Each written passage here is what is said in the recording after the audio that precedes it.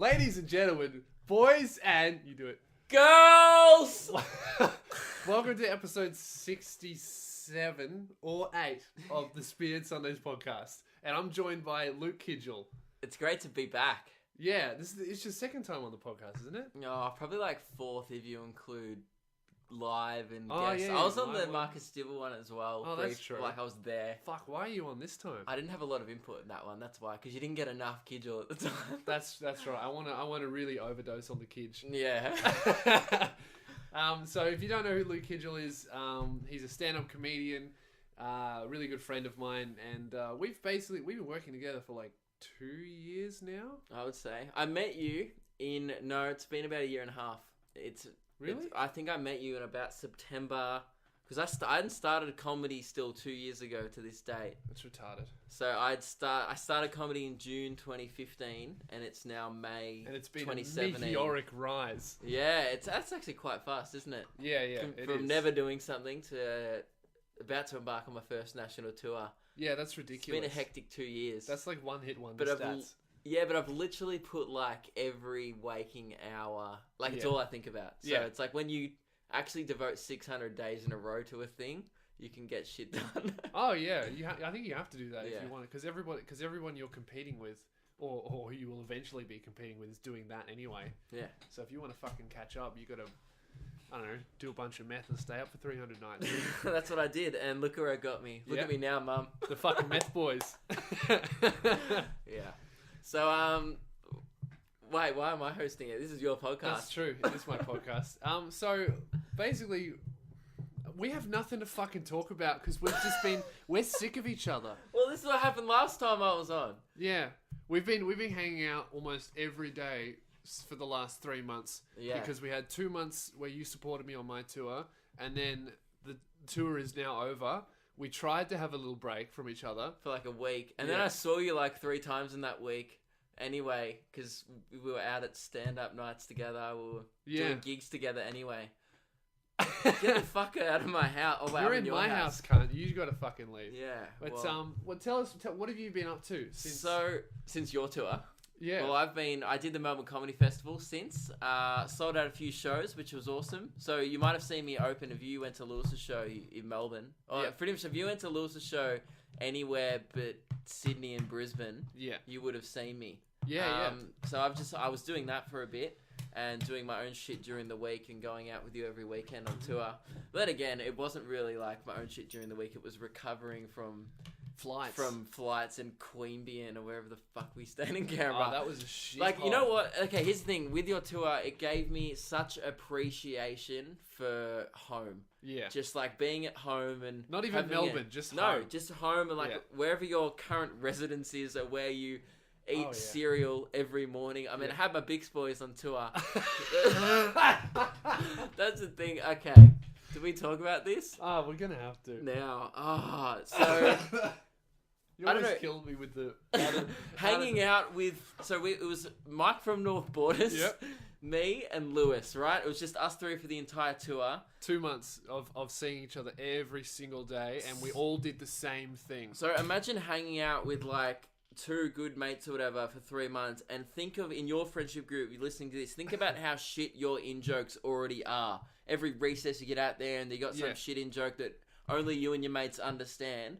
Well, we were alone in hotel rooms for 3 months. Yeah. It got bad. Like, awful. Miscellaneous bit at the end bad. Oh, worse? No, nothing's worse than nothing's that. worse. Pretty close. It was... But, yeah. So the joke was... I don't know. Okay, this is how it started. I think I started the joke unintentionally. I don't remember how it started. Where was the first place we went? What was the first show? Because it was at that supermarket. Was Ballarat. No, Geelong. Oh, I don't think it started in Geelong. No, it wasn't. It was when we actually flew somewhere. It was Newcastle. It started in Newcastle, and we went to a supermarket. Newcastle was a shithole. Yeah. Because Newcastle is this really weird place where there's so many people there. Like, I've never seen so many houses and so little to do. Like, it was like some guy just built... It was like a practical joke that the mayor of Newcastle, he's like, we're going to put a town here, and we're going to fill it with people... And we're going to give them nothing to do. Yeah. Sucked in. And then, like, they just forgot to add a bowling alley in. Yeah, there's literally nothing to do. We walked around Because normally wherever we are, you could just walk somewhere and you'll find something. Where there was like no cafes. I talked to people after your show because like there was a line for you and like people waiting in line for Lewis and photos, and I was talking to all the people who came to the show, and I was like, "What do you do?" And they all go to Sydney to do shit, which is like 2 hours. I was like, "So do you guys like go out clubbing? Like, is there much to do here at night?" And they're like, "Yeah, we sometimes just go to Sydney. It's like 2 hours away." Yeah. That's insane. That's like, people from Ballarat. No one from Ballarat comes to Melbourne, do they? Oh, they probably do. I don't know. No, I don't know. But even then, Ballarat had like a town square. Like we did something at night after the show. There was a thing on. I think that was the first thing ever on, though. Yeah, that's true. Yeah, all the people were walking around. Anyway, like, what the fuck is this? A thing? Yeah. So we're in Newcastle in a supermarket, and obviously we go to buy food for the week because it's bullshit expensive. I want you guys to strap in because it's going to take us the entire podcast to get through this meme. No, it's not. So we bought Wheat Bix, right? Yeah. As you do, because there was multiple us, and that's a cheap, healthier cereal. And we were like, should we get the 1.2 kilogram pack or the 1.4? And then you said 1.4. We all laughed. Then we started talking about Brett Lee, and then I said we're the Bix boys. And then they both laughed, and then on the way out, we kind of kept talking about it for a bit, saying how we're the Bix boys, and then it didn't stop for 3 months. It got so bad and so in depth that we were replacing cursor lyrics with Wheat Bix things on the plane. We were crying with laughing so much that the flight attendant came over on the way back from Newcastle. We had tears in our eyes, so it looked like we were crying on the plane. And the flight attendant came over and asked me if I was okay. And I said, well, because I couldn't even talk because I was laughing so hard. Sorry, we're just singing about Wheat Bix. Okay, and so she just looked at us like, what the fuck is wrong with you? Okay, I'll give you an example, right? Cursor, we were just listening to Cursor a lot, and then we started replacing lyrics of Cursor to be about Wheat Bix. So there's this one lyric where he's like, and now I'm staring out at the beachfront. Damn, I came a long way for a street cunt. And I'd be like, hey, Luke. And then I'd automatically just start laughing because I'd know what's coming. So then 5 minutes later, he'd eventually tell me the line, which was, I can't even remember what it is now. It was like, do you have a good one? Oh yeah, like he starts up his dead sets with "fuck's happening, yeah, it's been a minute, got to marry," something like that. And I was like, "Fuck's happening, got some Wheat Bix, put it in a bowl, put some milk in it," like literally just the shittest things possible. And then this is how bad it got towards the end. The meme just became like its own thing, and then in the last Sydney show, I came and opened for Lewis's second Sydney show because I was still doing my Melbourne Comedy Festival shows when you were doing your first one. Yeah. So I came and opened for the second one. Apparently, you tell the story because this was your idea from the start. Okay, so Luke had been gone for a week because he was doing his own shows. So I had the idea to... we don't really... I don't know. I introduced Luke from backstage, right? So I don't give him the microphone. He goes on stage first. And so I thought it would be hilarious to organize Mike from North Borders to put like 5 Wheat Bix on the stool so that Luke would see it as he came out on stage, and he would have no explanation for why they were there. Yeah, so you know like when you go see a comedian, there's a microphone and a stool on stage. That's it. Lewis put Wheat Bix on the stool. And I didn't even notice them until halfway through my set. And I was in the middle of a joke where I used the stool. And I looked down. I saw Wheat Bix. And I just didn't even laugh. I was so over the joke that I looked at them. And I continued on with my set. Was not even fazed by it. And you thought it was going to be the best thing ever. But you know what? It did fucking ruin my set. Because the whole time I was thinking... Like, because I knew you did it. I just knew you were like, someone put Wheat Bix on it. And the whole time I was just thinking, why the fuck would he, like, he thought that was going to be so funny, and it was shit. Oh, man. It's funny now, because of how shit it was. Oh, man. And then I think at the very end of my set, I set you up because I knew how shit it would be. Pretty much like this podcast, like explaining this now. Because you can't explain a 10-week in-joke to people on stage at a stand-up show. So I threw you under the bus massively. You fucked me. I fucked you so hard. And I said, during my set, right at the very end, I'm like, you know what? I'm not going to explain those Weet-Bix. I'll let Lewis explain them for you. And then it got right to the end of your show. You were about to finish. I heard that. When you said that, I was like, you fucking cunt. Yes. Now I have to do it. Yeah, well, you were the one who put Weet-Bix on there. I'm like, fuck him. Right? So then he got to the end of the show. I knew you were trying not to reference them because you swatted them off the stool right at the start of your show. That's the first thing that I did was I walked out on stage and I smacked them off the stool under the curtains so they were just gone. And then someone, right at the end when you were saying your thank yous, just as you were about to leave the stage, someone put up their hand and yelled out, "Tell us about the Weet-Bix," and I lost my shit. Basically, like, end the show on a low note. Yeah, I was like, you fucking asked for this.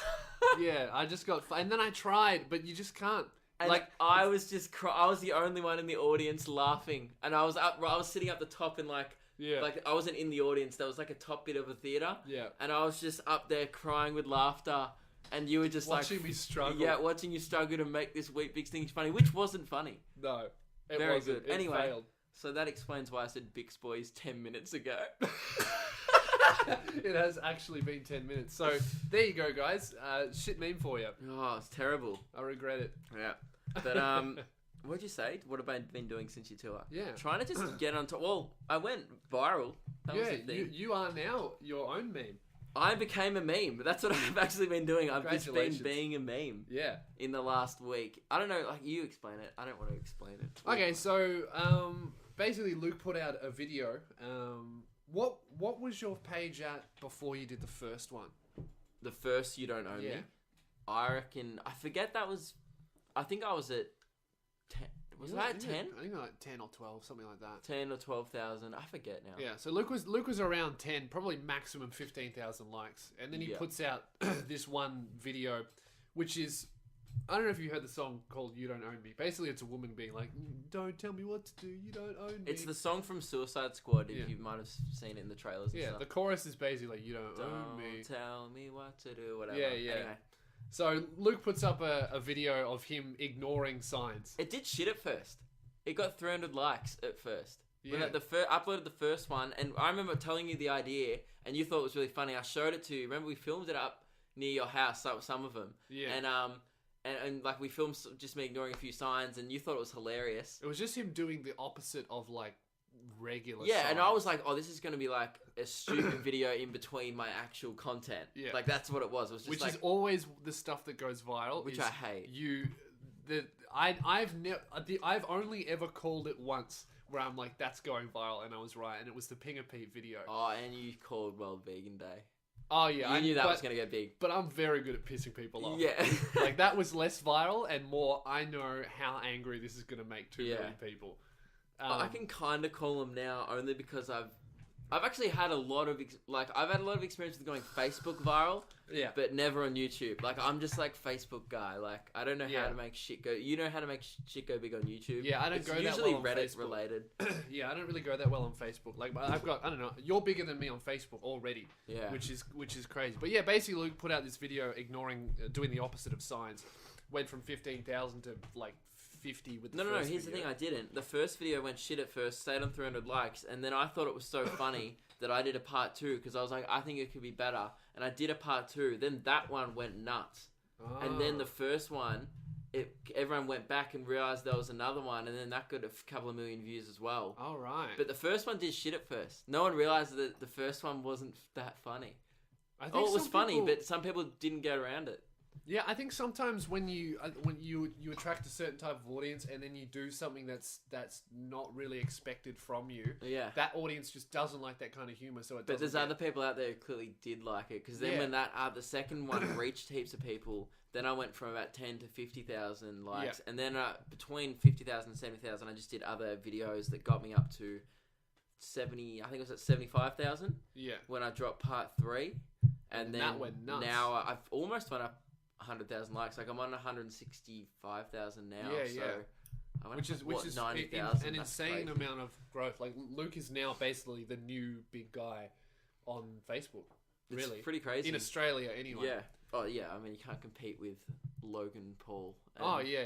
But no, but being the new Australian guy, like being the new guy is such an important period. Like I was a new guy for a bit, and then but I wasted that because my pages got deleted because I was posting fuck shit. But like if you can ride the new guy wave properly, like you have been doing, like you can get huge. Like Frenchie did that perfectly. Oh, he's on 1.4 now, and he deserves every single one of those likes. Like he hasn't stopped. He works so hard, man. Like we did videos with him during the festival, and his hustle just when you're filming the videos, it's everything he's achieved is very well deserved. Oh yeah. And I think he's like the perfect example of being like he did one video that went nuts. And then he just rode that wave and kept dropping really good shit. Yeah. But here's the thing, I could keep doing, I know I could probably get up to 1 million likes just doing You Don't Own Me videos, but then I'd be You Don't Own Me guy. No, you can't be that. And I don't want to be You You Don't Own Me guy. Like everyone goes, are you going to do part 4? And I'm like, nah. Not doing another one. No, you don't want to be that guy. This is what I don't want to go out like The Office. All right, Steve Carell, like you talked about in your podcast, didn't you? Steve Carell left at the right time, and I'm gonna do that. I'm just gonna leave when the joke's at its best. Yeah, like The Office was at its peak, and Steve was like, "All right, I'm getting out before it dies." And then he went and did a fucking movie, so I'm gonna leave and go do something better. Like you know what I mean? Like a tour. Yeah, and I'm better than ignoring signs. Like I know I see signs every day where I'm like, "Fuck, that'd be funny." I could do this, and that'd be the funniest one I've done yet. Yeah, you just don't want to paint yourself into a corner. Here's the only one that I was annoyed I never did. I was always looking for graffiti that said "no faggots" or "no fags" or something like that. Something about hating gays. Yeah. And I was gonna get you, and we were gonna walk past both wearing identical speed dealers and give the camera the finger holding hands. Yeah. And it would have been hilarious, but I never found the graffiti, and also I wasn't just gonna graffiti "no fags" on a wall. Well, I don't know. I told you should have done it. You should have graffitied on the wall and then gone over it. Yeah. I don't know. I just thought, like people already get mad at me in the comments for literally breaking silly rules. Like, and so I'm like, if I did that, I knew I would have copped. Which I don't mind. I'm cool with copping shit in the comments. I think it's great. I think the fact that something so stupid as ignoring a sign that says, like, what was one? No, caution, keep off the water steps. Yeah. Some guy just went, it's there for a reason. I'm like, dude, it's a safety rule. And I made a choice to disobey it. Yeah. And if I get hurt, I've only got myself to blame. Yeah. Like, that's just... And you filmed it. It wasn't a dangerous thing. No, it wasn't. There was no stunt doubles. No. Luke does his own stunts because he doesn't I'm like do Tom anything Cruise. dangerous. I'm like Tom Cruise if Tom Cruise did fucking nothing. Yeah, exactly. Yeah, I don't know. Also a Scientologist. People just get fucking angry at everything. It's nuts. Like that. Those videos really blew up. Like it got like 8 million on your page alone. It's almost on 10 million now. That's nuts. It's on 9.5, so it'll probably creep up to 10. But it got 30 million on Lab Bible. I worked it out. I think it got well over 200 million worldwide on Facebook, and then I think Instagram probably got another 50 million. It's crazy how and I looked up the Super Bowl ratings of what they get over Super Bowl, and it's like 110. You outrated the Super Bowl in like shit memes. 3 days. Yeah, that's hectic. I doubled the Super Bowl ratings. Isn't that crazy? On a shit meme. Granted, the Super Bowl goes for 2 hours, and mine went for 40 seconds. Imagine if you could have fucking put a colour switch ad in there. You could have just been a millionaire. Oh, dude, I got hit up. Did I tell you I got hit up by them? Oh, yeah. They wanted me to do a colour switch version. It was like, You Don't Own Me. Yeah, it was like no Marlboro. He goes, if you can re-edit a scene into it, we'll post it and pay you like, it was a shit amount of money. And I was like, and no, actually, first they offered me exposure. And I literally said, I messaged them, get fucked. And then the guy was like, oh, look, mate, there's no one to speak to. And I was like, yeah, that's true. This is a professional conversation. I just dropped an F-bomb. But no, he messaged me. I've corrupted you. You never would have done that. No, but if he had have emailed me, I would have but he hit me up on my like Facebook or my Instagram. He hit me up on Instagram. I'm like, what an informal way of doing a business deal. So I just told him to get fucked. But only because I got so sick of... I've got hit up by so many different things and companies, so like just trying to license your video and trying to rip you off and stuff. Yeah. It's rude. I'm over getting fucked over, so I'm really hard now. Yeah. Like you noticed that this time I got credit for pretty much, I think 95% of times it was posted, but that was many hours of emailing companies and going, give me credit, like I'll report you. It was you have to do that. You have to threaten people, and people don't realize that shit. Yeah, so much like with Lad Bible and stuff. That happened to me. Like the first thing that Lad Bible posted of mine was that group chat video, which was another example of what we were talking about before, where if you post something that your audience isn't normally used to, that it doesn't really go that well. That was a great example of that. That was a great sketch, though. Yeah, because that sketch that I did was super relatable. It was very relatable Facebook humor. But my audience is not that. I've not gathered my crowd from doing that stuff. I shared that on my page and almost did just as well on my page because that's what I post. But everyone was like, this is funny. All these girls are like, oh my God, this is our group chat. Yeah, like I posted on mine, it got like 200,000, but then Lad Bible posted on theirs and got 2 million. Yeah. And that's just because it was just, that's what they've... But yeah, again, you got fucked over the first bit. I remember we were backstage for your show and they posted it. And I think it was lucky I was friends with some of the admin of Lad Bible on Facebook. It was about 10 minutes before I had to go on stage. And they messaged me and they were like, hey, can we post this? And I said, yes, but you must post it with credit. If you don't post it with credit, I'll report you and get the post taken down. And they're like, yep, like I was super clear. Yeah, like if you, Unilad did the same thing to me. Yeah, I even threatened them. Like you can't get any clearer than that. And then they put it up 10 minutes before I'm about to go on stage. No credit. Fucking credit. You know why? Because it's not the person who messaged you's fault. They send it through to another person who actually uploads the shit. There's about 50 people who work at these companies, and you've talked to one person, and it's all it is a miscommunication. But I managed to get mine fixed within 6 minutes of them uploading mine. Yeah, because I threatened. Took me them. ages. Yeah. Yeah. I'm also friends with you there. Anyway, but I feel like everyone always thinks, oh my God, bro, I saw you on Lad Bible. You've made it. I'm like, no, I got exploited. Yeah. And you know what fucking pisses me off? My actual friends were sharing the Lad Bible version, not the one on my page. Fuck off. And they were like, bro, well done, made it to Lad Bible. And they thought that was cooler. And I was like, people actually think like you made it to Lad Bible. Like, no, you know they need us. You know what they did? They hit right click, save video as, and then they uploaded it. Like you didn't make it anywhere. They stole your content, and the way that it works. I lose so much shit from them. Like I also get people go, yeah, you gain followers from Lad Bible, but say if those views had been on mine, I would have gained way more. You know what I mean? Yeah, I think ultimately they are beneficial to. It's better to have. Oh yeah, that's why I say they can. Also, there's no way to fight it. Yeah, you can't stop it, so you might as well get credited. But I think what I think is fucking hilarious is that you have to ask to be credited. Like that should just like if you're going to take my content, that should be standard practice that you go buy Lewis Spears. Really sad. I made a watermarked version of the You Don't Owe Me video because I knew it was going to go nuts. I was like, this will probably go really viral again. It ended up going way bigger than the second one. It was like the second one probably got about 100 million views worldwide. This one got double that. And so I made one with a watermark. I think I sent it to you, and I was like, look, it just ruins the video. Yeah. Like, but it's so sad that I even have to put a watermark over my own shit because I know people are just gonna rack it. And then people have messaged me going, "Hey man, I saw your video. It took me ages to find out who you were. You should have watermarked it." And I'm like, yeah, but it ruined. I saw and it. I'm like, I no. saw the watermark version. And I was like, no, they should have tagged me with credit. Like, I shouldn't have to watermark shit. Yeah. They should just share my fucking video if they think it's funny. Yeah, and it's just hilarious that they've built up literally multi-million-dollar companies off of other people's work. Yeah, they're worth heaps. Anyway, so that's the thing. I became a meme. Became a meme. That's all I've been up to. Well, that's great. And then, but yeah, like what I was saying is, you want to move on from that. Like you don't just want to be the guy making videos. Well, at the end of the day, I'm a stand-up comedian. Yeah, I think that you and I have done that very well, where stand-up is the priority, and it always has been, pretty much always will be, really. Like, like videos are great fun, but there's nothing like getting on stage. Occasionally, we get announced onto stages. Welcome to the stage. He's blowing up on Facebook. He's gone viral. YouTube sensation. Please welcome stage Luke Kidgell and Lewis Spears. Worst. And you're like, fuck up. You're sitting backstage going, shut.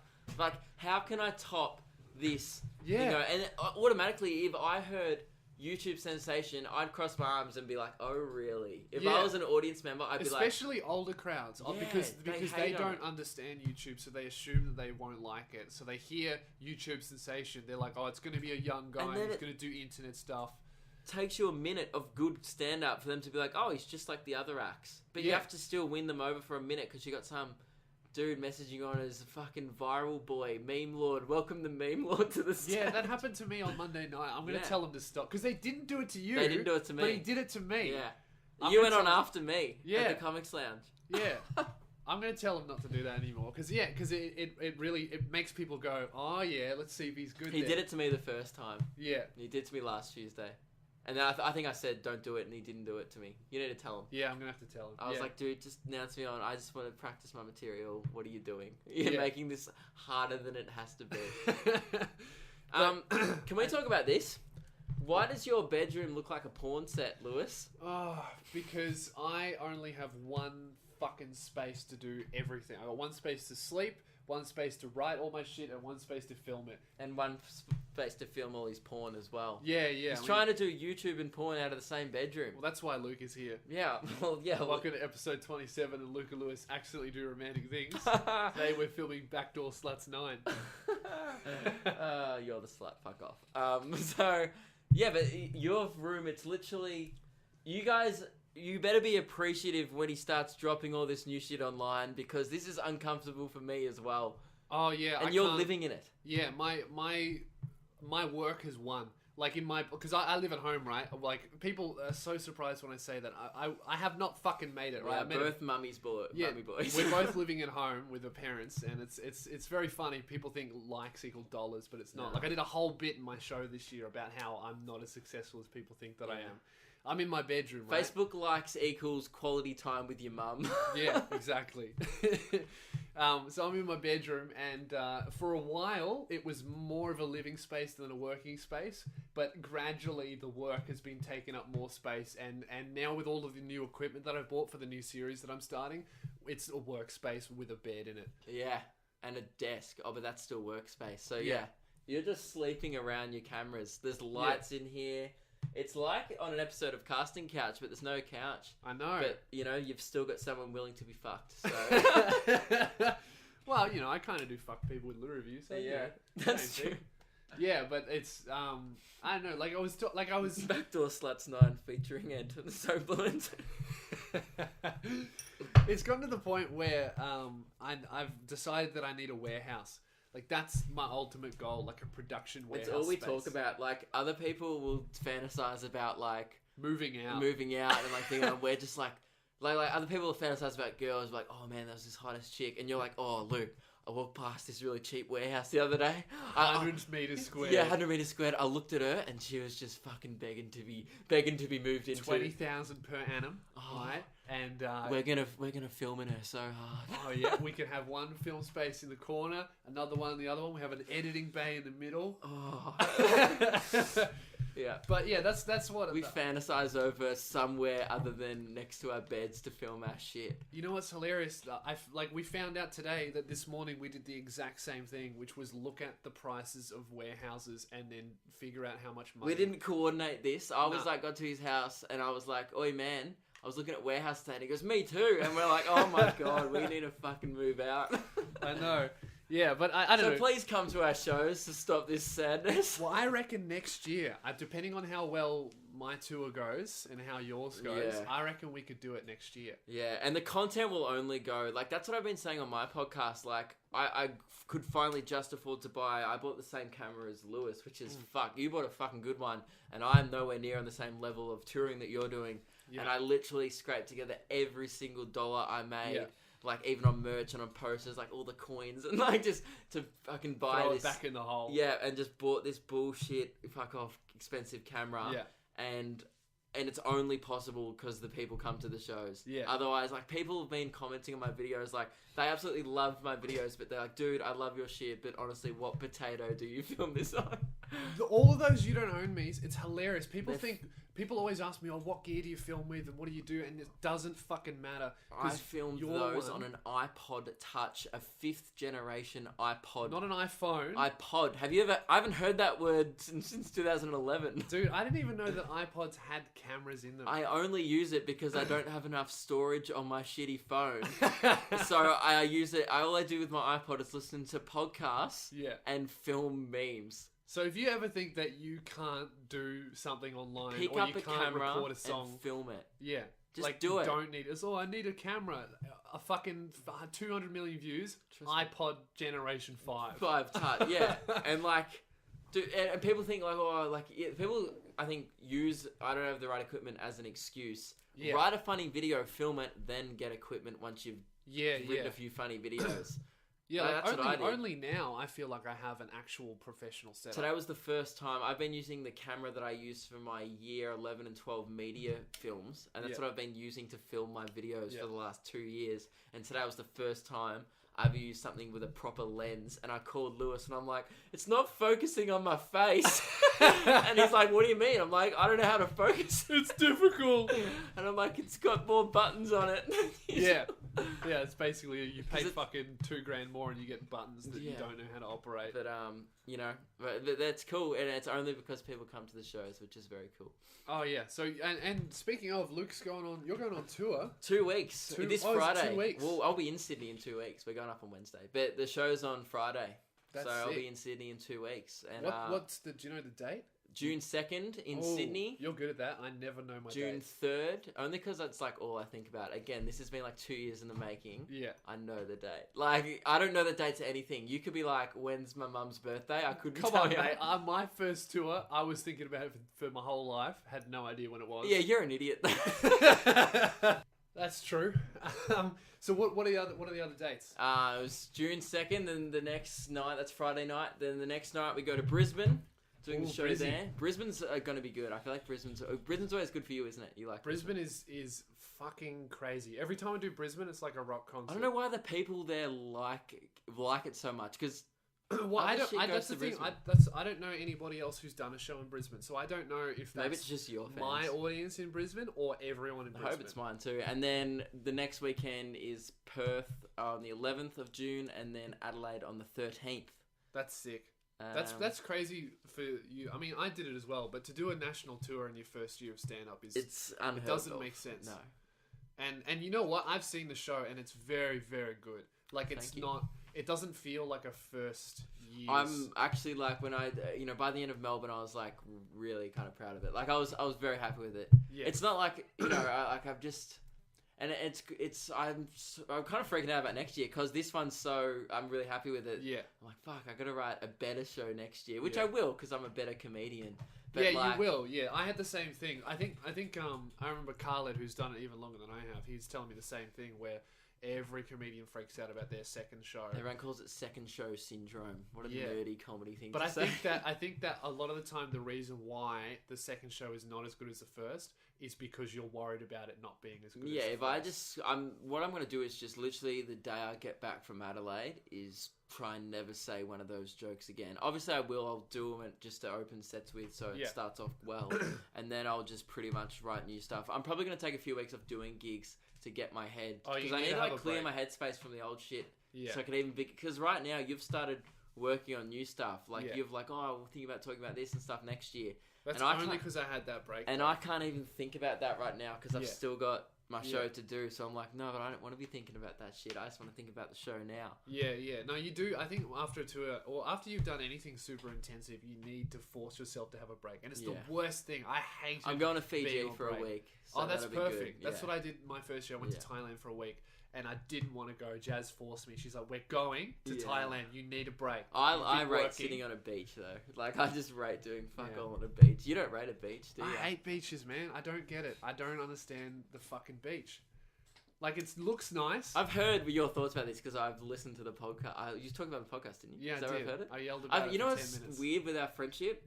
Because I listen to your podcast, like, in the car and shit. So I'll be like, oh, just, I don't know, why not? Because I already listened to your podcast, I think, before I even knew you. So I just kept listening to it when I got to know you. And I just listen to it now out of habit. And I listen to it now with a different perspective because I know you personally. Yeah. And I forget whether or not you tell me things or whether or not I heard it in the podcast. So I'll be like, wait, I know Lewis hates beaches. Did he talk about that in the podcast or did we talk about that one day? Nah, we just talk about Weet-Bix. I probably heard it in the fucking podcast. Yeah, that's true. If there was Weet-Bix involved, it was sucks, real life. Man. Like, like, it's so shit. But yeah, I do know you hate beaches. Yeah. Beaches are sick. Well, I just don't... You know what? I just don't... Why the fuck do you want to sit in the dirt? It's not dirt. It's the dirt. No, sand is the worst part about a beach. I can say that. Sand sucks. No, it's dirt. Alright? It's fucking dirt that's a different colour. So it's sand. It's the dirt. it's fun dirt. Yeah, exactly. But it's still dirt, right? I want to get everyone to get over this fucking sand bullshit. It's fucking beach dirt. Alright, so you're making dirt castles. Exactly. You're making dirt castles. You fucking. It's just I don't know. I just don't get around it. And you get in the beach and then you swim and then you know what I don't get? I don't like being surrounded by people. I love the beach at night when there's no one there and it's really nice and peaceful. But the moment where to the left of me I've got some fucking obese cunt with his 3 daughters that he didn't teach to swim properly, and then to the right of me I got some fucking young couple pretending like they're enjoying each other's company either side of me, and I got to remain a respectful distance, and then I also need to watch where my eyes are going because I don't want to get king hit in the sea. Why are you so constantly on edge about a king hit? Because, mate, it's going to happen. Why? Because, I don't know. You're I'm a target. I feel like, I don't know, no one can reach my head. No, I was going to say, I'm Maybe way more I should worried just about stop a king looking at people's girlfriends. Yeah. And then you wouldn't have any trouble. That's true. But yeah, I would if you're on the fence about seeing Luke, or if you've never heard of him before, I'd really recommend going and seeing his show. Take a chance on me, eh? No, I think that's a great thing to do with any kind of act is just to if you've never heard of them. You know what was cool about I've already done Newcastle and 12 shows in Melbourne, and pretty every single person who came went wow. I thought I didn't know what it was going to be, but they were all that was better than I thought. Yeah. Which I don't know if people are going in with incredibly low expectations, but people really enjoyed the show, which was the most relieving thing for me because I'd spent 2 years on it, and I was I know it's good. I think it's good, but I hope everyone else thinks it's good. And then I did it, and everyone was like, "That was fucking great." I was like, "Whew." Didn't waste 2 years of my life. I think it's because we've come up on the internet. A lot of people are seeing comedy for the first time. It's not just you for the first time. I had a few people come and saying this is the first show I'd ever seen. Yeah. And I was like, wow, that's really cool. And and it's cool. You had a couple of people going, I'm thinking of trying comedy because I really like your stuff. And you've had that, awesome. And we both had that at your shows. And we signed some kid's comedy, his joke book. Yeah. Which is cool. Because I have my first joke book signed by Dave fucking Hughes. Yeah. And I thought, and when he signed that, I thought that was the coolest shit. I thought it would be imbued with the comedic power. Yeah. And if you go through it, it fucking wasn't. Nah. But I thought that was very cool. And my favorite type of feedback is the parents who didn't want to come. But then when they go, it was really good. If the dad, my parents really like my shit. Yeah, it's weird. A thing I don't know. Cause my shit is just we perform at comedy nights everywhere. Yeah, and I the comic stage and stuff is typically 30-year-olds to 40-year-olds, and I crush that. Yeah, but yet young people also love it. I think just when you're doing comedy that kind of is universally, funny, it's just that, I think my comedy's quite broad and universal that if you're worried about your parents fucking hating it, they won't. Nah. They actually will. Because you know what? Your parents will go into it thinking, taking my kids to some shit comedian. And then I think they'll be pleasant. I've had dads come up to me going, look, I'll be honest, I thought this was going to be shit. And you were great. And I was actually, he goes, you know what, we'll be back next year. I'll see you next year, mate. Yeah, yeah. And he loved it just as much as the kid. And I was like, that's fucking cooler than the kid liking it. Oh, it 100% is because the kid's biased. Because I've been making you laugh for 6 months. Yeah, the dad never seen a video before. He's like, I heard you make videos and I didn't know how to feel about it. Yeah, yeah. Yeah, that is the most honest one. Now it's my 3rd year. I get dads coming back. Yeah, and they're like, mate, we saw you last year. This is even better. Good on you, mate. Yeah, and then the son's like, yeah, we fucking love you, mate. That's great. That's really cool. But so we're about to embark on the national tour, and then when I get back, just focus on online stuff for a bit and start writing the new show.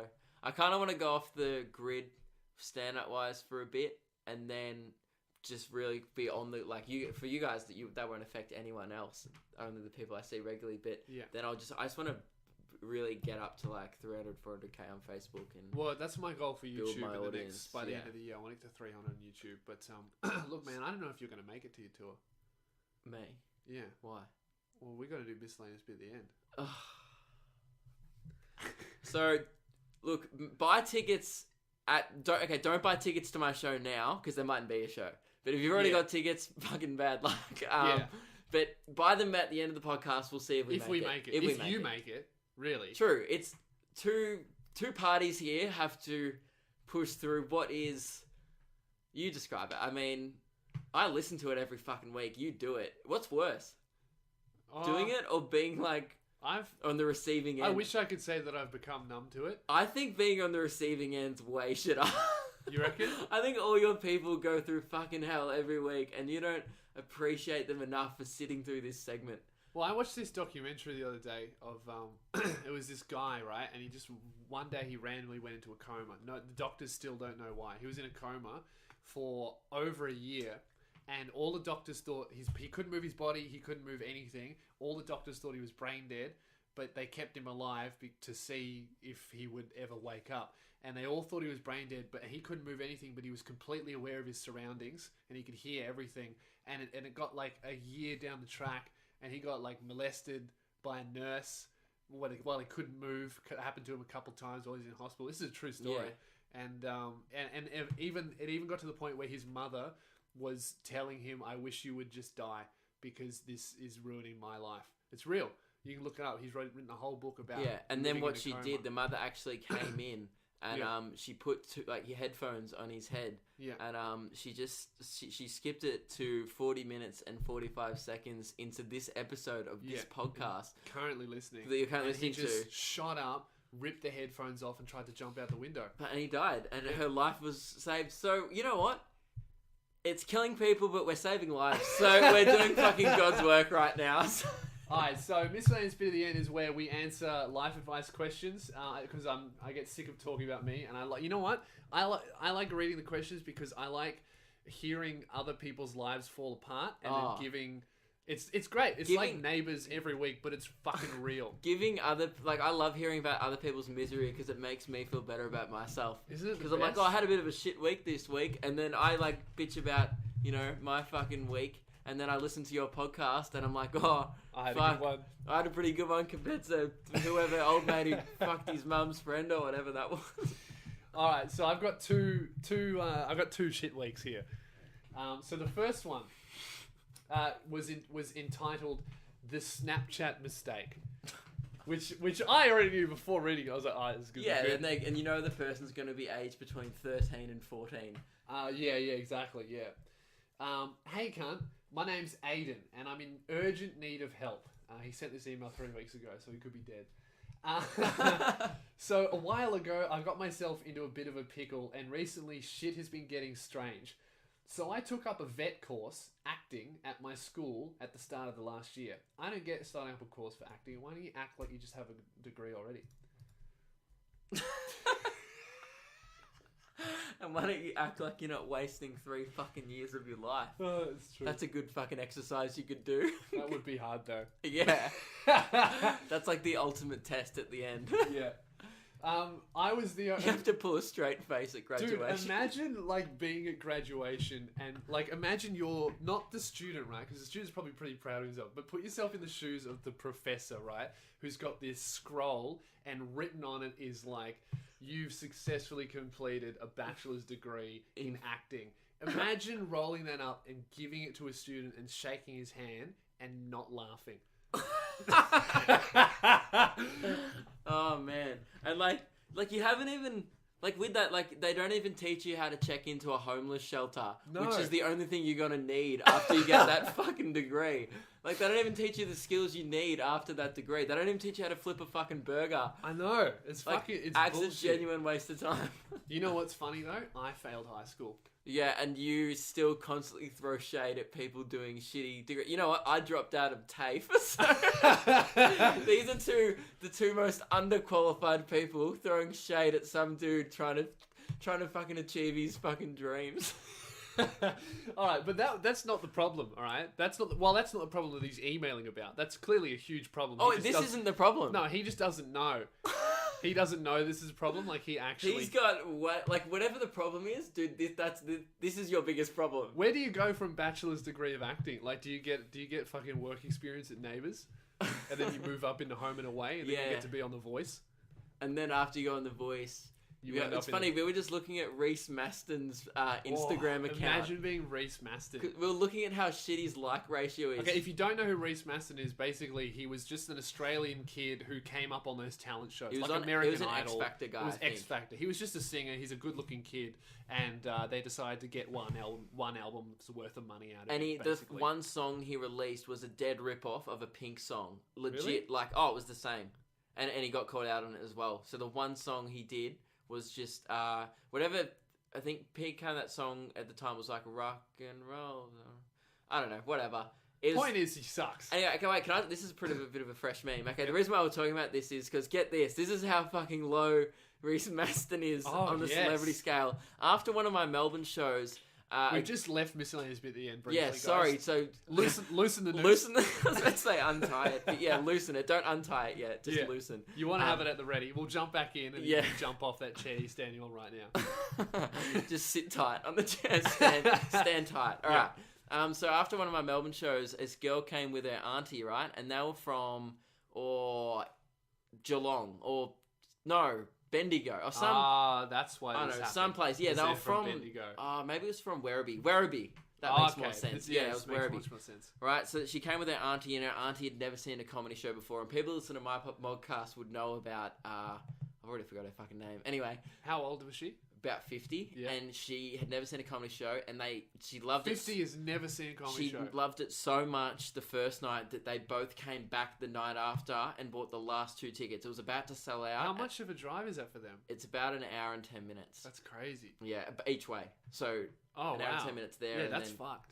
And they came back 2 nights in a row because they both loved the show that much, right? That's not what I'm telling you. The second night, this is how much they loved it. She was showing me her leg after the show with tattoos, signatures. She had a bunch of signatures tattooed on her calf. Wow. And these were the signatures she had. She had Conrad Sewell. Who the fuck is that?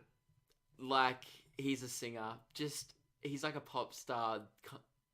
Literally not too far above Reese Maston. Yeah. But you'd know his song. If you heard it, probably. Anyway, like one-hit wonder guy. Sing his song. I don't know it. I don't know. I remember he was on Hamish and Andy once. Anyway. Okay. So he's Conrad Sewell, and then she had Reese Maston, and then she said, "Hey Luke, I want you to sign below Reese Maston. Wow. And I'll get it tattooed." I would have crossed him out and then be like, "Get that tattooed." No. Right? But I didn't really want to do it because I was like, "Fuck, this is going to be in her leg forever." That's crazy. But then I was like, "Wait, this." If I sign her leg, this is still not the biggest mistake she's ever made because my signature is worth way more than Reese Maston's. Oh yeah, dude, that tattoo would last longer than his career. Yeah. But so I wasn't gonna do it, and I was like, fuck it. So I did it. I signed it. I still haven't found out yet if she's got it tattooed. I think it'll be. I probably should message the girl. I don't know how to contact the girl. Anyway. I'm still trying to find out. But that'd be a weird as fuck message, mate. Hey, did your auntie get my signature tattooed? I want to know because it's just Don't pressure her into doing it. It'd be pretty funny. She's from Werribee. She probably still hasn't washed her leg, so it'll still be there. She's probably still on a fucking bender since the Euphoria after show. Anyway, but that's how low Reese Maston is. Yeah. That I was like, this one random lady from Werribee has his signature on his leg and mine. He's at internet comedian level fame. Yeah, that's pathetic. It's like Z grade celebrity. Yeah, that's bad. All right, tighten the noose. Let's get back into it. Okay, so let's get back to this email. All right, sorry. So we got this acting student. That's what we have. Okay. Blah blah blah. I took up an acting course at my school at the start of last year. I was the only one from my school there, and I knew absolutely no one. Being the sad, lonely cunt I am, I grew a hatred for the kids that knew each other and had fun. Oh, this is going to be a school shooter one, I know it. After a few weeks of being a sad cunt, I brought my Game Boy into a class and whipped it out during a break. At least it wasn't a gun. To my surprise, one of the girls, called Zoe, in my class came up to me and struck up a conversation. We pretty much hit it off. She laughed at all of my shit jokes about killing myself. Okay, so no mates, jokes about suicide. True Lewis Spears fan. And whips out his Game Boy, by the way. In class. Sounds like me. Fucking, I'll catch them all, including Zoe.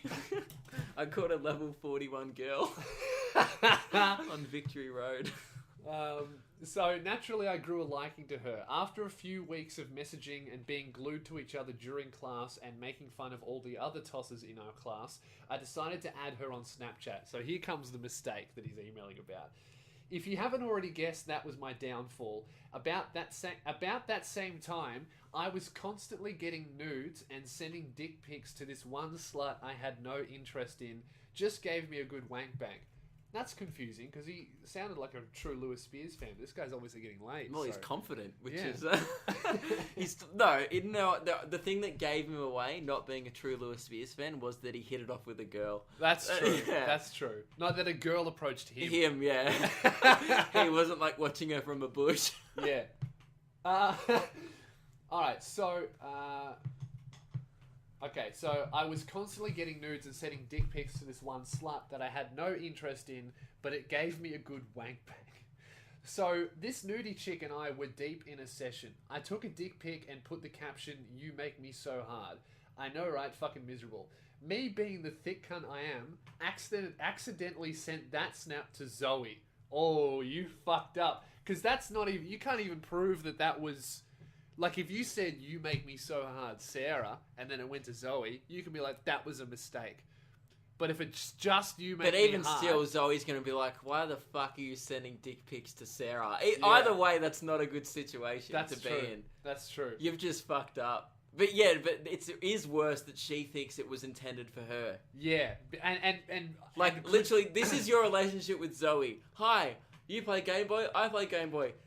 10-minute chat about Pokemon, you make me so hard, dick pic. Like, Yeah. that's your entire relationship with Yeah. this girl. That's like, that escalated quickly. And you know what? She has every right to not believe you when you said that wasn't meant for you. Yeah. Because it doesn't have She's anyone's like, I don't name on it. recognize that Pokemon.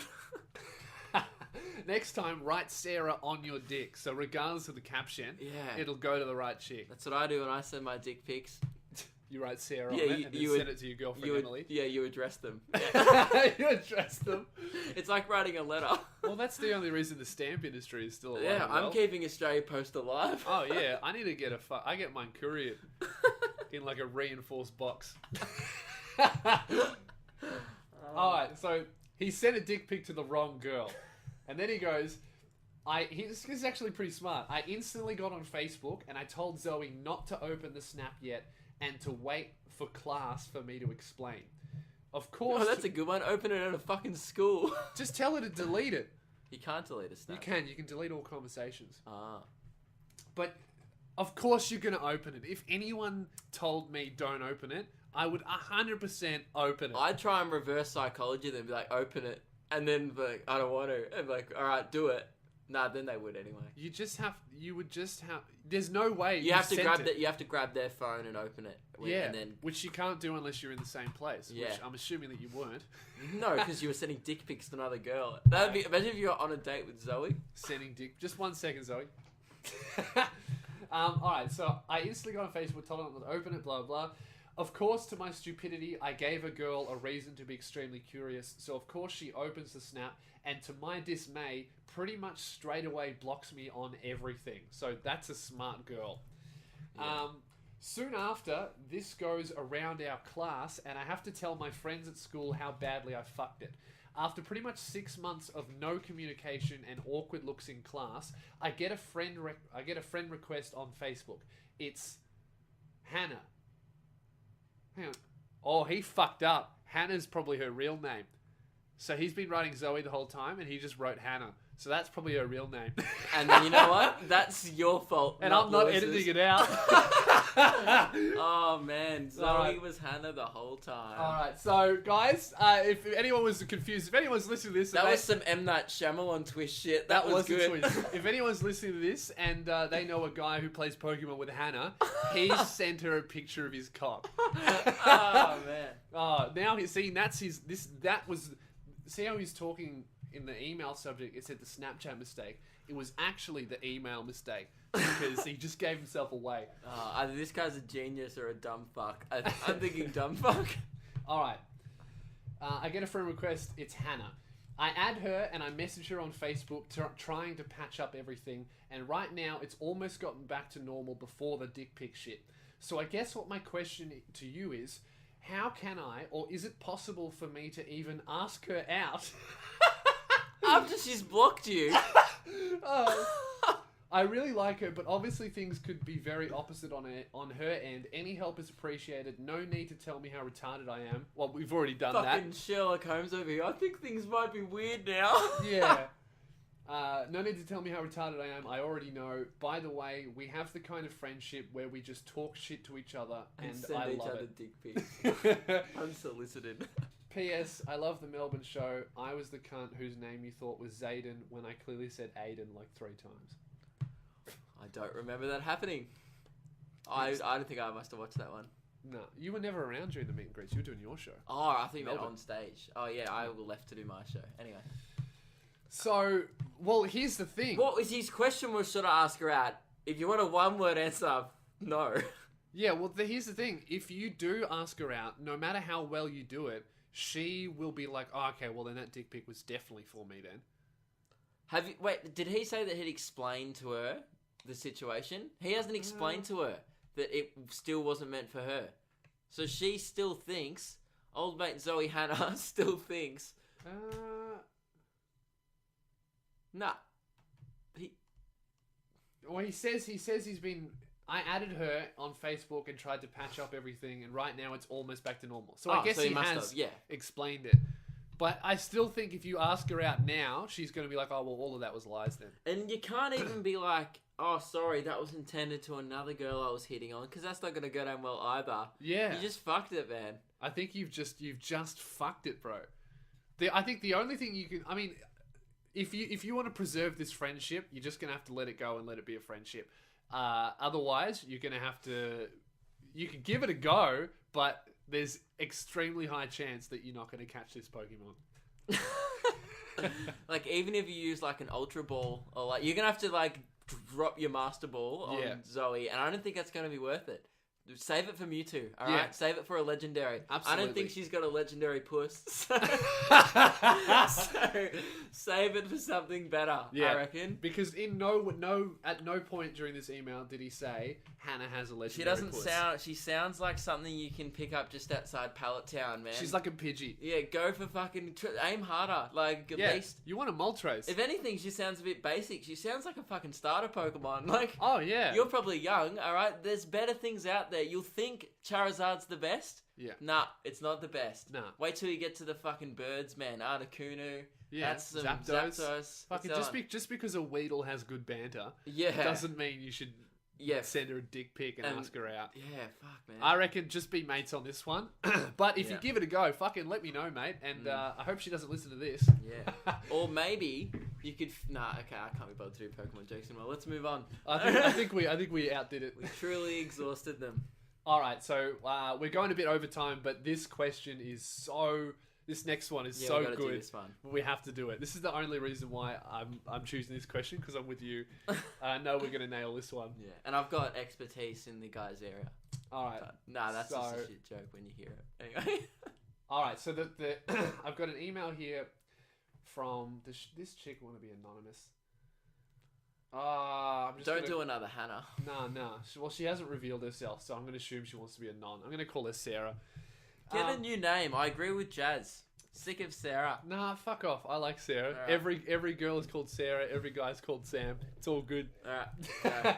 Alright, this one's from Sarah, and the subject line is, finally settled into a non-traditional relationship, but the guy can't get me off. That's why Luke was talking about how he has experience. Yes. Hilarious now that you... 2 minutes later on that one. Anyway, wait, what did she mean by non-traditional? Well, you'll see. Okay. Alright. G'day, cunt. If I'm an American, can I still say that? You know what? I think cunt, out of an American-sounding voice, even I'm like, whoa, don't say that. Yeah. Cunt? Like, doesn't that sound yuck? Yeah. Fuck you, cunt. It sounds like malicious. Yeah, like cunt. Aggressive. But where we say, like, oh, you can't, like, it's just like, ah. Yeah.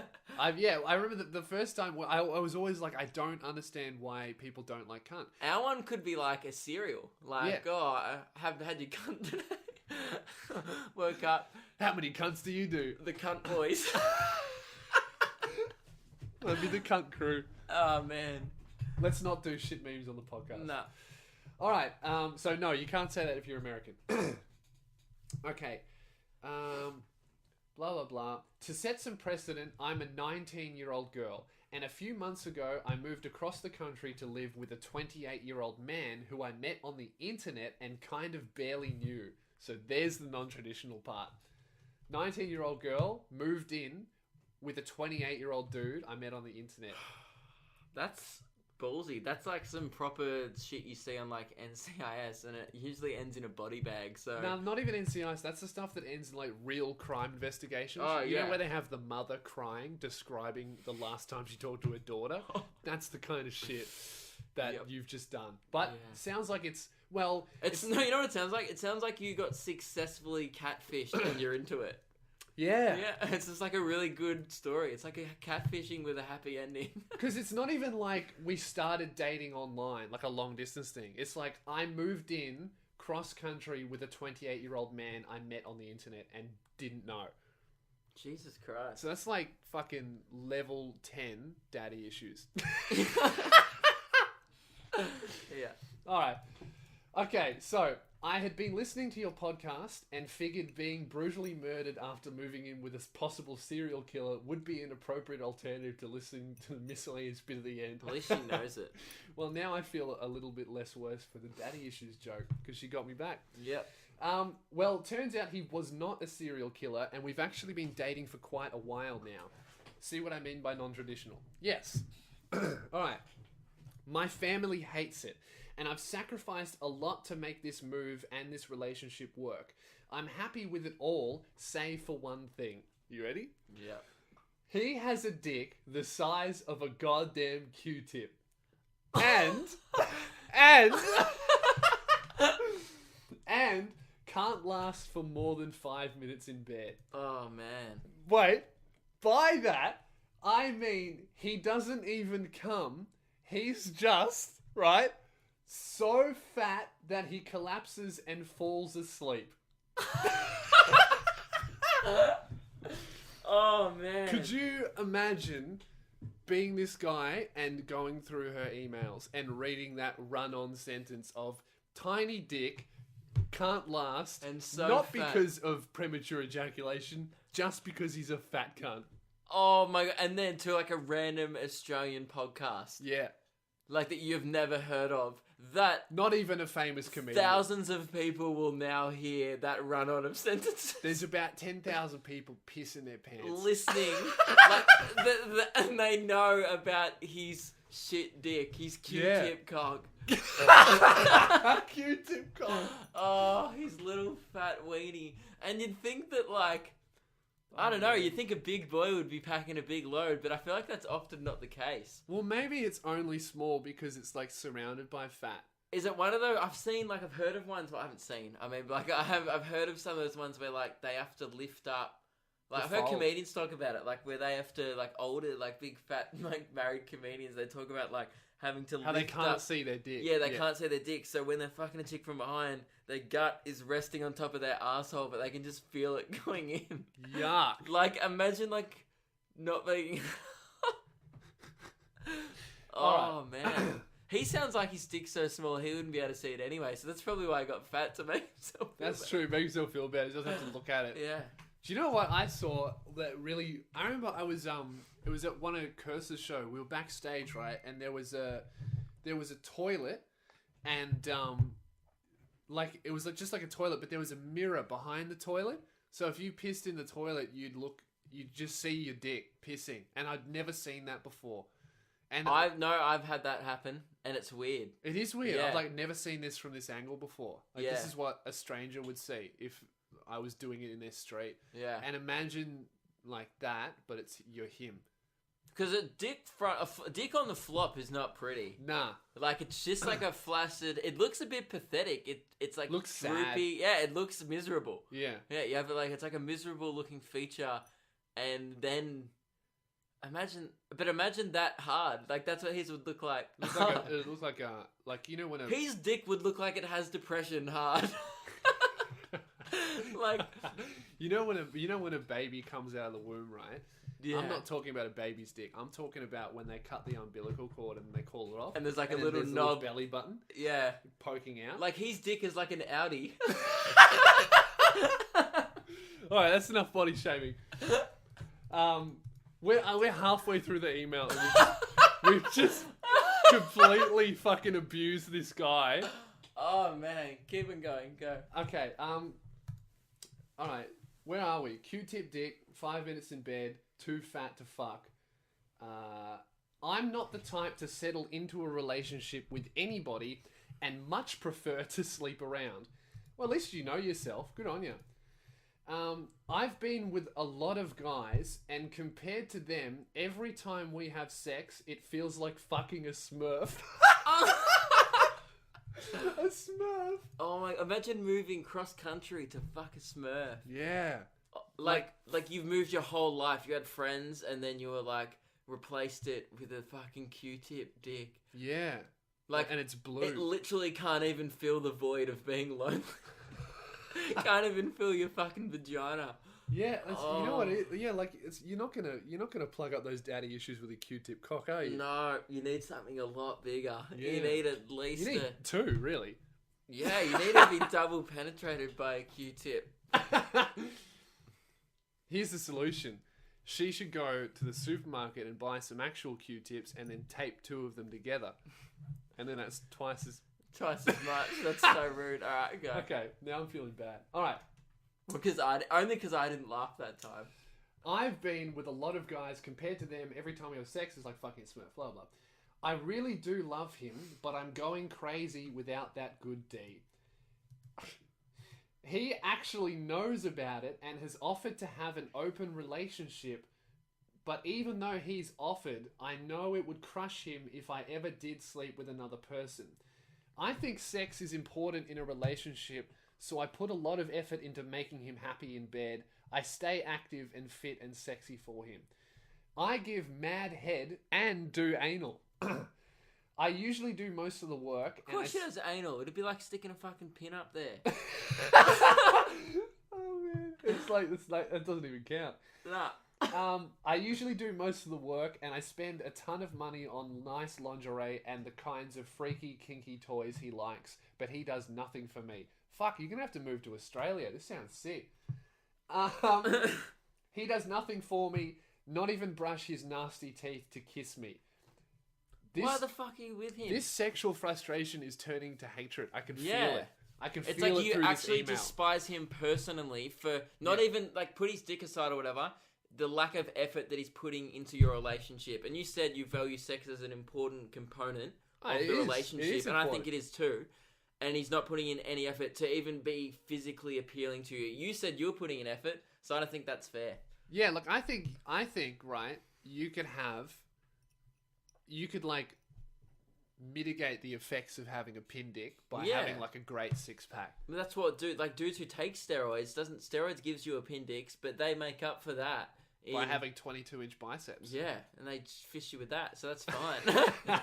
I think if you're getting bicep deep in a woman, she's probably dead. Yeah. All right.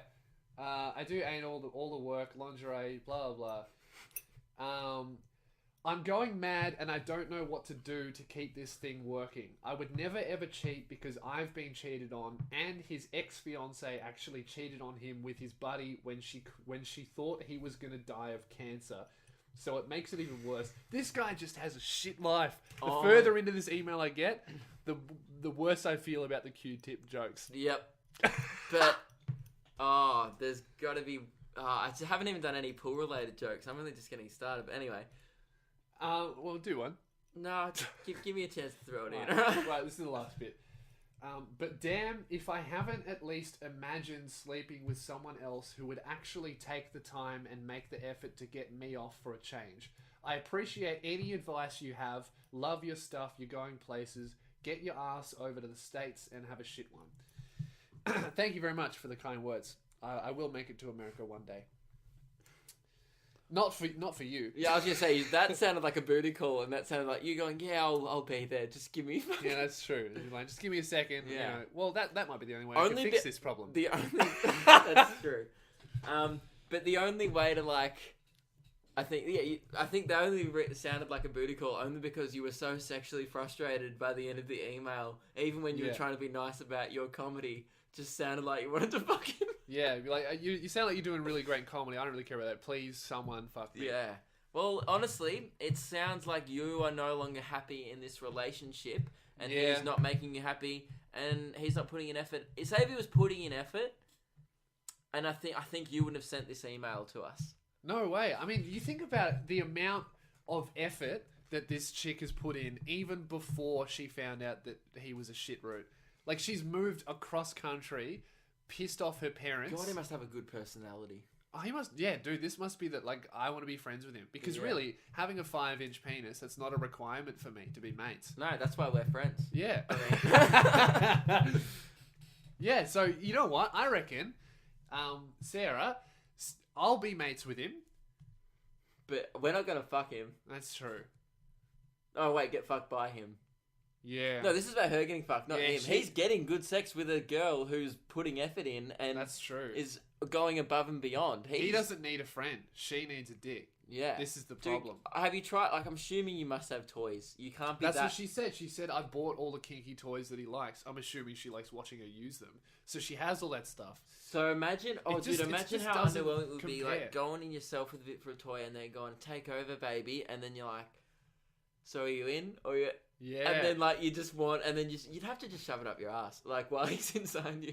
Yeah, you just need like, yeah, that's why doing anal wasn't an achievement. You'd have to put a toy in every single orifice on your body. Did you say orifice? Orifice is a hole in your say body. Orifice? Orifices. How do you think you say orifice? Is that not how you say it? That's not how you say it. Oh. Just have another guess, you idiot. Orifice. Wait, wait, I want to see it written. I don't know how it's... You'll get it if you see it I've only ever had it pronounced it to me. I've never seen the word written. That's why I don't know how to pronounce it. Emily.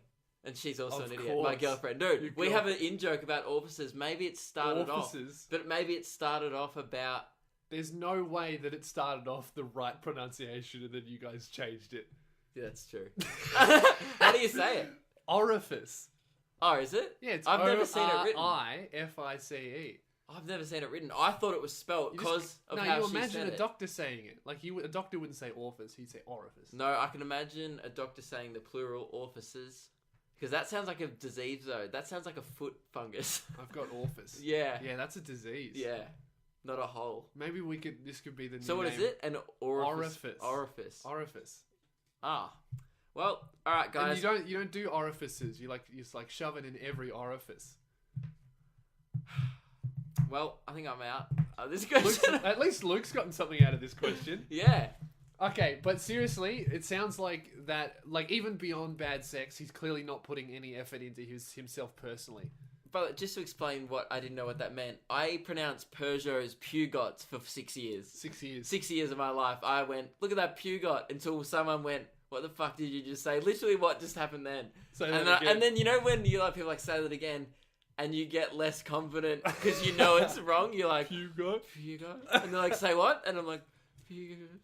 And then you're like, it's Peugeot. And you know what? Because I know that Peugeot is a car brand. You see the ads, it's like Peugeot. And you know what Peugeot is. You know what it sounds like. If someone's like, I got a Peugeot, I'd be like, nice. But I thought it was like this cheap, like a rip-off Saab was like, I thought it was a different car company. No, I actually thought that too. Because I'd never seen it written. I had always heard Peugeot, but I'd never seen a Peugeot car. Because Peugeot to me has a Z in it or an S. Why would there be a Z? Peugeot? I'm just about to go to the zoo. That's true. That made no sense. Alright, we need to fix this woman's tiny pin dick problem. This tiny problem. Which is the dick. Is huge. This tiny problem is huge. It started from huge problem that started from a tiny dick. Well, I think it's honestly, put the dick aside, okay? Ask yourself Which would be easy to do because it wouldn't weigh much. You could just flick it aside. Anyway. Blow it away. Right? Just blow it away and ask yourself, are you honestly happy in this relationship? Because it sounds like you're pulling a lot to make this work. And it almost seems like this is the last straw. Yeah. For you, like, you're a bit like, he's not putting in effort, the teeth thing, you moved it, your family doesn't like it. Yeah. It's like you're putting in heaps of effort to make this work. To me, you sound like a catch. And I'm assuming that she's quite pretty. She goes to the gym, she keeps fit, Yeah. she puts a lot of effort in sexually, and she's very loyal. So, like, because, you know, sometimes a girl who's dealing with this shit, they would just cheat. But you're obviously like, I want to fix this. Yeah, you want to make this work. That's why you're emailing a podcast. But it sounds like he doesn't want to make it work. Yeah. I mean, you could try and talking to him about Have you doing told it. him all these things? Don't talk sounds- about his dick, but saying, hey, brush your teeth before I kiss you. That'd be nice. Like, that's not a hard ask. If you can't bring that up to him to his face, then your relationship... Well, it sounds like they have talked about it because he's offered an open relationship. Don't Hey, do no, that. he's self-conscious about his dick. You would be. Oh, yeah.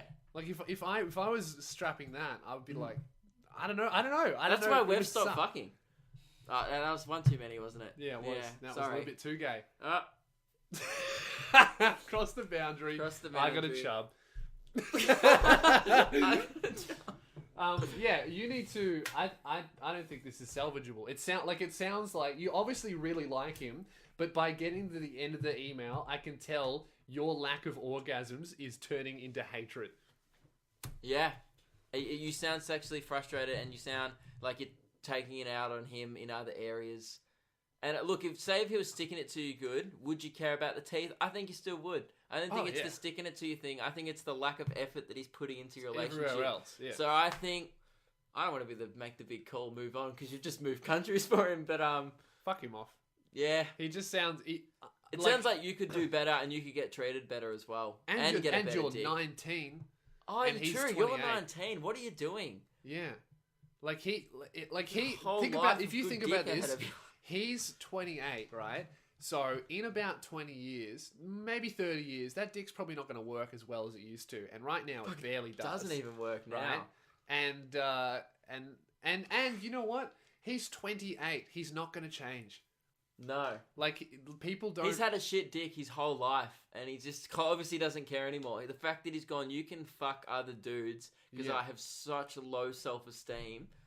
Like, that's depressing. And as horrible as it is, his other fiancée cheated on him, which I don't think is ever a person's first choice. Like, when they start having problems with their boyfriend, they don't go, well, I'm just going to fuck someone else. No. Like, unless she was a complete psycho.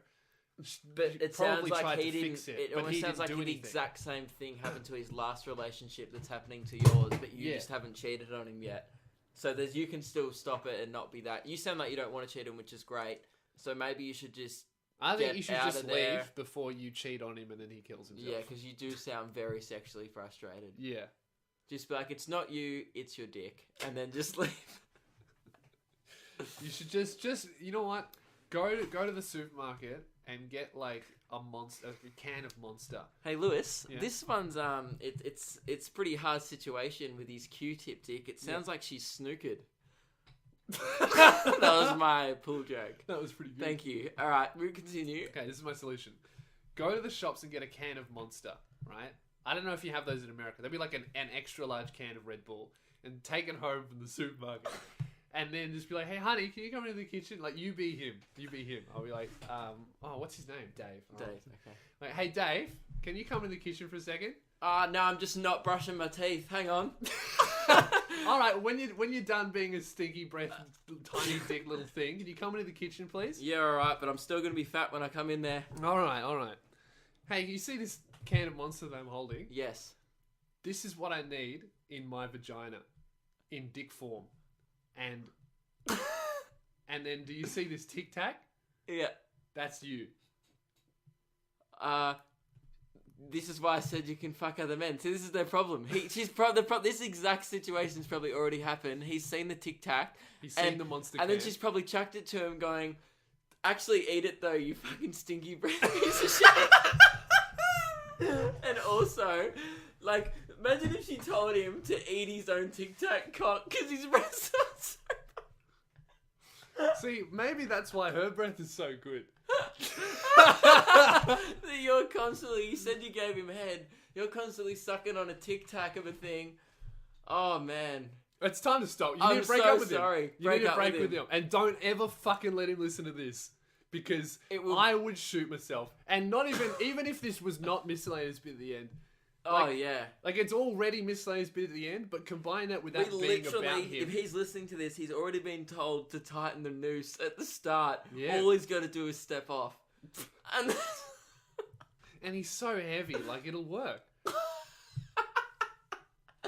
oh, his dick won't get caught in the noose. That's it. Okay, we're done. Dump him. But also, I would really appreciate an update about this. Yeah, I actually want to know what happens now. Yeah, because me and Luke will read over it, and we might do it in the podcast. We'll probably just laugh about it to ourselves. But no, you know what? If you send another one, we'll do like a 5-minute thing after a gig one day in the car. Yeah. And we'll recap it together. Because I want to follow this as well. I'm intrigued now. The updates are my favourite part of the emails, is the updates. Send in the update, let us know what you do, and ignore all our shit jokes. We honestly think you should break up with him, because it doesn't sound like you're happy. Is you're 19, you can do so much It sounds like better. you've realised that you're wasting your life a bit with him, and also that you've made a bit of a mistake moving in with someone you don't really know that well. And your parents will take you back, so just fuck off. Well, they want you to take him. They said they don't They like never it. want you to They leave. want you to fucking... Yeah, so I would leave him. I don't think it's worth it. Send me an email update to podcast@loosebs.com if you need some advice. How good is this? I forgot to mention, last week we had a girl with massive tits. This week we had a guy with a tiny dick. So if there's any ladies out there with tiny boobs and guys out there with massive dicks, maybe and that's a problem. Swap them. Yeah. Yeah. No, that doesn't make sense, because anyway. Actually, I don't want to read about fucking... Just don't make up a story. If you have a physical deformity and it's fucking with your life, I'd love to hear about it. Send an email into podcast. All disabilities, just forward them straight to podcast@loosebs. This is way too long. This episode. Wait, can we quickly say about my tour? Yeah. So, go and see Luke on tour. If you enjoyed this podcast, you will fucking love his show. And if you're from Sydney, don't wait, because there's 8 tickets left. 8? I've sold 5 during this podcast, so... Oh, really? Yep. I didn't want to say anything during it, but don't wait. Oh, look, there's a potential that extra seats will be announced. Nah, but don't fucking wait. But you don't know that. No, here's the thing, I don't know that, and it's actually, I'm not just saying that, it's actually, I don't know. Yeah. So, just don't wait. That's only... And even if there's extra seats, it'll be like 5 seats. Like, it won't be much. So. And there'll be fire hazard seats. And it'll be fire hazard seats. Just buy your seat. Yeah, don't wait if you're from Sydney. And same with the other shows, they're all over half sold. Except for Adelaide. Fuck, people hate me in Adelaide. Yeah. It's become a joke on my podcast of why people hate me so much. What's the state that hates me? It was... No state hates you now. You're pretty good. But it's it my first Brisbane. year, and the other shows are selling incredibly well. Adelaide's not selling bad. It's just like, fuck, why don't you like that's me normal. as My much? first tour, I sold 17 in Brisbane, and everywhere else was great. Okay. But yeah, go and see Luke. He's great. I'd love to see you there. And cool. That's the end of the podcast. Oh, also, he has a podcast if you want to listen to more of his shit for free. Memoirs of a White Guy on iTunes. Go check that shit out. Thanks for having me, Lewis. Oh, a pleasure as always. Oh, yeah, mate. so yeah, if you didn't kill yourself during that, we said wait till the end to buy tickets. If you're still alive, I don't know how you are, but we are. Done. We made it. If you're like us, push through. Love to see you at my show. So this means that the guy with the tiny dick isn't coming to your show. I didn't want him there.